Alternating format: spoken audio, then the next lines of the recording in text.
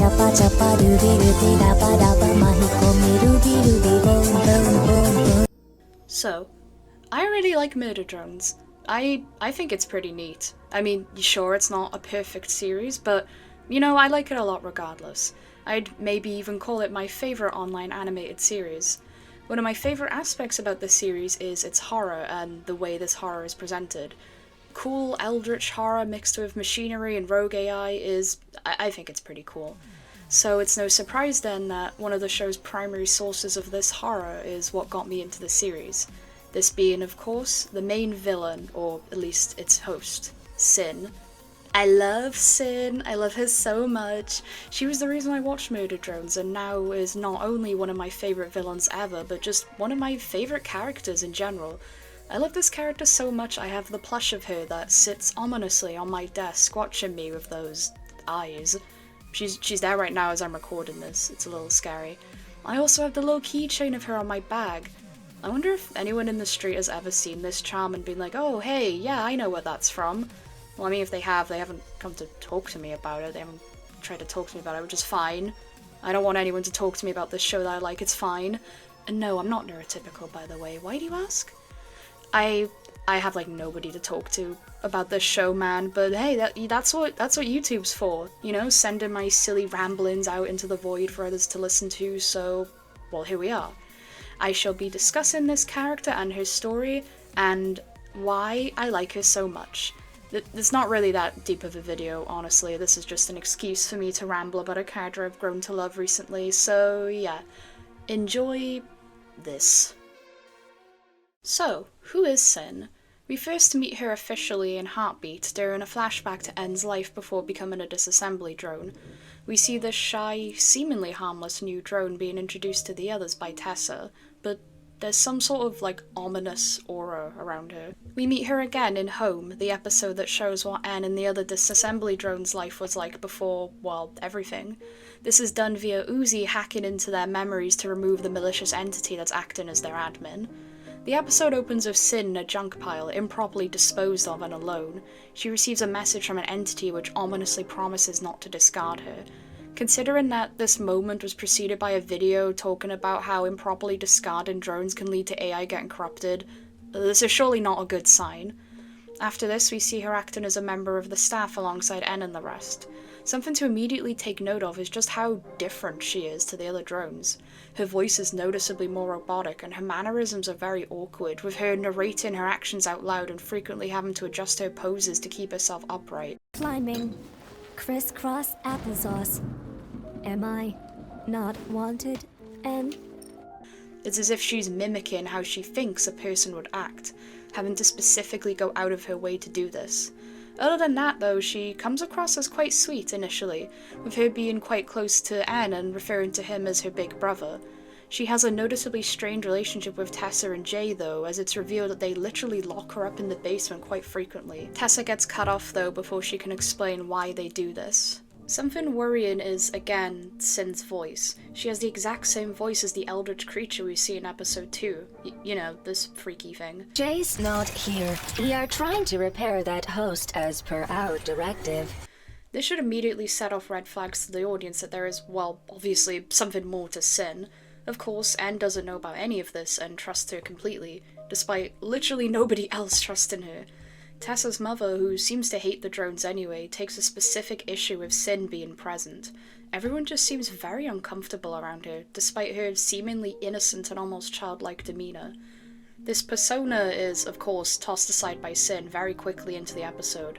After being locked in Tessa's room for speaking out against her mother, Sin decides to just drop all pretenses and reveal her true form, that being this eldritch mass of centipede-like limbs and cameras that we've seen in previous episodes. This is the absolute solver. It can take control of drones and manifest within them, using them as hosts. It seems to have control over the disassembly drones, acting as their admin. They all initially came into contact with the solver via Sin, who acts as its main host. Something to note is that way back in episode 1, we see Sin listed as the admin in N's system, foreshadowing her control over him and the other drones. The innocent facade we've previously seen from Sin in this episode was just that, a facade, as the Solver attempts to pretend to be a normal drone. It does a very poor job at it though, of course, as those around Sin can easily tell that something is wrong. This is why Tessa would have Sin locked up, because she knew something was up with Sin and was rightfully unnerved and worried about her. En never picked up on the warning signs because he trusted her, sure, but also likely due to Sin's personal attachment to him making her up the innocent act even more. I'll expand more on En and Sin's dynamic later on, though. The Solver ominously promises not to discard Tessa, echoing its words to Sin before it took her as its main host at the start of the episode. It then advises Tessa to avoid the upcoming gala, hinting heavily at some sort of massacre that's about to take place. Of course, Tessa and Jay attempt to stop her, with En assisting, sort of. It is then discovered down in the basement Sin has been experimented with backups of the other drones. Sin was in fact not lying when she earlier claimed to have backups of En. This establishes a very key aspect of Sin, specifically her attitude towards her fellow drones. If something were to happen to them, it doesn't matter. She can simply replace them, make more. She has backups. Upstairs, Sin infiltrates the gala, and as Tessa attempts to stop her, Jay is taken over by the Solver, who simply warns Tessa that she didn't have to see what was about to happen. The screams of the attendants echo downstairs into the basement as Sin supposedly proceeds to murder every human in the building. While this is happening, Sin is also in the basement, freaking out over the fact that she cannot pick up a scalpel, by the way. Tantrum. The Solver may be a horrific eldritch entity, but at least it can be funny about it. Sin then proceeds to try and force V to perform a lobotomy on En, and is unfazed by the two's upset at the situation. She decides to just do it herself. She calls En Buddy, the nickname he initially gave to her, in an almost mocking tone.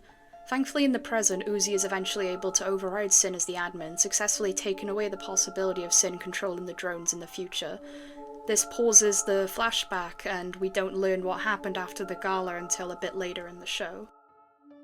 Speaking of, in the present, the gang are now met with an adult Tessa, along with Jay. We find out that Sin has apparently vanished, with her last act being that sending the disassembly drones to exterminate all life on the human exoplanets. It turns out that the company, JC Jensen, is not responsible for the disassembly drones going after the worker drones. No, it was all Sin. Her grand plan involves building spires of dead bodies and going to the cabin fever labs, by the way. Who knows what that silly is up to? We later find out that the Solver has destroyed Earth completely, and the humans on the other planets began experimenting on infecting worker drones with the Solver AI in an attempt to understand it. Of course, this went very well. You know, deliberately spreading a malicious eldritch AI onto further hosts. Great idea, guys. Absolute cinema. Solver therefore has been implanted onto several other drones, with its goal being to eliminate these hosts, Uzi being one of them. Tessa is searching for the infected drones as well, looking to stop the spread of the Solver. Sin makes her next appearance in the labs, taking over Uzi's body and using her Solver powers. One scene has her sending a simple message to En, asking if he missed her. She later approaches him in the next episode, using holograms of herself and V from the mansion era to talk to him. Sin tells En that she's missed him, and that he is the reason she kept his team of drones the same, not changing their personalities at all. Sin genuinely does seem to care for En over the other disassembly drones. She's not lying here. This aspect of Sin is one of the most interesting parts about her, I'd say. Instead of being all, "Wahaha, I never cared about you at all, En, you're just important to me, ah." Sin does seem to harbour genuine affection for En. She cares for him. I mean, as much as you can care for someone while forcing horrors beyond comprehension onto them. It's as if Sin's normal drone tendencies and feelings are mashed together with the cruelty of the Solver AI, creating a weird mix of genuine emotions and absolute evil. I don't know, it's fascinating. This brings me to something I've kind of wanted to bring up for a bit, that being the distinction, or lack thereof, between Sin and the Solver AI. How much of what Sin is doing is all due to the Solver, and what parts are from her? How much has the Solver been manipulating her? How much has she been warped by it? How much of the original Sin remains, the one we saw in the junkyard, alone and afraid? Is that drone completely gone? Is it all the Solver? I don't think so, considering some of Sin's mannerisms and actions don't seem to be things that an AI eldritch monstrosity would do, i.e. the previously mentioned affection for En. I don't know, I don't really have a point to this section, and I don't really have an answer for this. It's just interesting to think about. Well, I don't know, what do you guys think? How much of the original Sin is still in there? I don't know, maybe there's a canon answer and I just don't know, but I don't know. Returning to the scene, En is forced to once again experience the horrors in the form of a flashback. Specifically, one of him and his team decimating Earth, with countless humans being massacred all around him. So Sin did not work alone, she had the disassembly drones help her destroy humanity. After showing N this and failing to take admin control, she drags him away into a horrid tunnel of doom and death. Fun! Thankfully he's saved by Uzi's mother, Nori. Yeah, so Uzi's mother is alive, by the way. Let's take this moment to quickly discuss the aforementioned experiments that the humans conducted on the Solver. Like mentioned before, humanity's overconfidence prevailed and they believed that they could study the Solver. Worker drones were taken and deliberately infected with the Solver, including Nori and Yeva. The Solver was then subsequently passed down to their daughters, Uzi and Doll. This is the source of their weird powers, and this is why Uzi keeps getting possessed by the Solver. It's because her mother was a host of the Solver. The Solver was going to use Nori as its main host to then consume the planet's core, however a crucifix patch, don't ask, was created to purge the Solver from the drone systems, which the two successfully managed to use on themselves. Going forward, the Solver would begin its mission to seek out and destroy all the infected drones. Also, Sin could return to Copper 9 and finish the job of consuming the planet's core. The Solver is a hungry entity, its base instincts being to devour and destroy. Who knows how many planets it's eaten in its time, honestly, probably a lot. So the entity roams, constantly seeking out planets to satiate its ever-increasing hunger. This is the core motivation of the Solver, and by extension Sin, to feast and consume. Personally, I can't think of much else scarier than an eldritch entity whose only motivation is to devour everything. A creature that cannot be reasoned with or even escape due to its vast reach across the universe. Horrifying. Back in the present, Doll is searching for the patch to remove the Solver from herself, not wanting to be used by it to consume the planet. Understandable. Something strange is going on with Tessa though, she's up to something. After ominously telling Doll that the Solver does not need her, she vanishes. Suddenly, in a genuinely eerie sequence, Doll is attacked from the darkness by this. We will get back to this, I promise. Doll survives long enough to shamble into the chapel where Uzi has just learned basically everything I just told you. Tessa then reappears to kill Uzi, but N swiftly ends her. All is not well, however, as Sin returns to possess Uzi and once again attack N. She proclaims that N has served his purpose and that his backups will forgive her. Clearly she's once again planning on simply reprogramming N. Nori quickly steps in and the three proceed to fight. Throughout the battle, Sin puts Uzi in harm's way deliberately in an attempt to get her killed. There's this scene where Sin willingly begins slicing out her neck with N's blade while he desperately tries to stop her. It's kind of awful to watch. She manages to overpower the two of them and is about to consume Nori when N is thankfully able to distract her long enough for Uzi to break through and fight off Sin on her own. I love Sin's reaction here to N revealing that he's been dating Uzi, by the way, it's very funny. What? Uzi dormant. As Uzi and N embrace, all seems well. That is, well, until something happens. Tessa's body gets up. It screws its head back on and sheds the astronaut costume, revealing a familiar form amid a mass of tendrils and gore. It devours Doll's core before finally turning around and revealing the horrific truth that's been hidden in plain sight all along.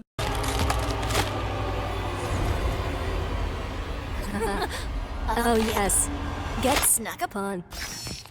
Yeah, so Tessa has been dead all along. She died years ago alongside the rest of the people at the gala. However, it was not enough for Sin to simply kill her. No, she had to make good on her promise to Tessa after all, that she wouldn't discard her. Sin has never been out there in the universe somewhere, she's been here the whole time. This entire time, Sin has been using Tessa's body as a host for herself, grotesquely merging it with her drone form. Yeah, no, she doesn't simply use Tessa's skin on her body, Sin straight up merges her drone form with Tessa's body. Her hands and bones are still somehow attached, she still bleeds, how is that possible? I mean, when you're an eldritch monster, anything is possible, I suppose. As if this creature couldn't get more depraved and twisted, Sin has spent years destroying worlds and killing countless people, all while masquerading as one of her first victims. The fact that Sin chose to do this is horrifying for several reasons, of course, but what strikes me about it is that, weirdly enough, this act seems like it was done out of some sort of weird, twisted affection for Tessa. We've already seen that Sin can care about others and genuinely like them, but her way of caring is warped, to say the least. She can care for others, she just doesn't see them as creatures of autonomy. Like I said earlier, if something were to happen to one of her companions, it doesn't matter. they can be easily replaced, or in Tessa's case, repurposed, recycled. Let's take a moment to look at Sin Tessa's design here. I mean, god, fucking look at her. This is horrifying, actually. The way Sin has stretched Tessa's skin to fit around her drone body with bits showing through on her limbs. The way Tessa's hands are still attached and are somehow seemingly still functional. How does this work? Again, there's also all the blood. How is she still bleeding? Then there's the eyes, or I guess lack of. Sin has replaced Tessa's eyes of her own, ripping apart the eye sockets to fit them onto her new face. Ugh! This design is so fucked. I didn't know anything about murder drones for a good long while, and from the small clips I'd seen of it, I never would have expected something like this to be in the show. I think seeing this design and learning about Sin's character is what got me into the series initially. Like, the horror of this character design intrigued me, and so I watched the series to see what murder drones could possibly be about. So, I guess I have this horrid hybrid thing to thank for me getting into the show. Cheers, Sin. Going back to the series, it's honestly kinda chilling how many little hints there were to this twist. Back in the cabin episode, we literally see Sin sitting off in the darkness while Uzi investigates the labs, vanishing when she looks closer. Sin has been hiding nearby all along, watching from behind the scenes. Then there's that photo of Tessa. No wonder something was off about it, it's likely edited somehow. Also, Tessa's insistence on being very human makes sense now, because, well, she's not human. There's also just the fact that Sin and Tessa look kinda similar to begin with, you know, having the same hairstyle and all. This could be seen as foreshadowing to what would happen later on, but I don't know, maybe this is a stretch. Seeing as Tessa is canonically the one giving the worker drones hair and fixing them up, maybe she just wanted Sin to match with her or something. Well, if this is the case, I mean, I guess she got her wish. After this reveal, Sin pieces out and immediately jumps into eating the planet. The final episode is all about the crew trying to stop Sin and the Solver once and for all. This episode is probably my favourite of the series simply because we get to see Sin as a villain in her true form, and oh god, she's kinda horrifying. When meeting Uzi and En back on Copper 9, Sin warmly greets En, seeming to be genuinely happy to see him. Of course the sentiment is not shared, leading Sin to remark on how she's hurt his feelings. For Sin to brush off everything she's done to En as simply an act of hurt feelings is so diabolical, and again speaks to how she sees En as a person, or a drone, I guess. He's been put through so much by her hand, and Sin genuinely doesn't seem to understand how awful it all is.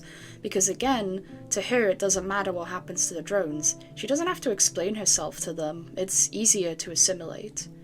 Also, not so fun fact, the worker drones are, for some reason, programmed canonically to see humans as blank silhouettes, the ones we see them portrayed as in the series. It's not just a stylistic choice, that's just how the drones see humans, which likely means that the first and only time En has ever gotten to truly see what Tessa looks like is not only long after she died, but while being worn as a skin suit for a monster.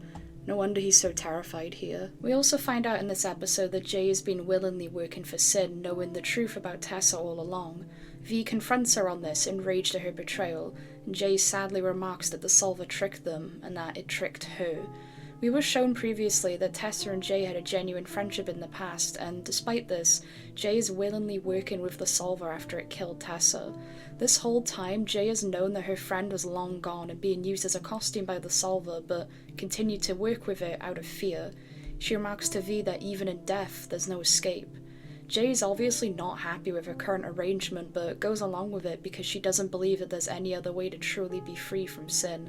To her, it's better to be on the winning team. Sin launches a brutal attack on the two, ripping Uzi's core out and gleefully tearing into En's chest. Uzi quickly flees with En and they end up hiding in a building nearby. Sin's delighted face while watching Uzi desperately try to run away is chilling. She is so excited to catch up to them and kill them. It's like all of this is a game to her. If they were playing tag before, now it's time for some hide and seek. Uzi and En barely manage to hide before Sin comes storming into the corridor like a rabid animal. The way she's literally crashing into the walls in her eagerness to catch up is scary. After a quick scan, Sin decides to use the forever reliable callback ping to locate the duo. This scene is probably my favourite in the series, at least from a visual standpoint. The way Sin melts away into the darkness as countless hands emerge in her place, flying around in search of Uzi and En. God, it just looks so cool. The callback ping echoing all this is happening also adds to the creep factor. We also see N understandably freaking out, having a flashback to a time long ago back at the mansion. We see Sin casually tearing away at N with an equally torn apart V in the background. This is likely the aftermath of the gala incident that we didn't see. V and N were torn apart by Sin to be repurposed. Cool, I hate it.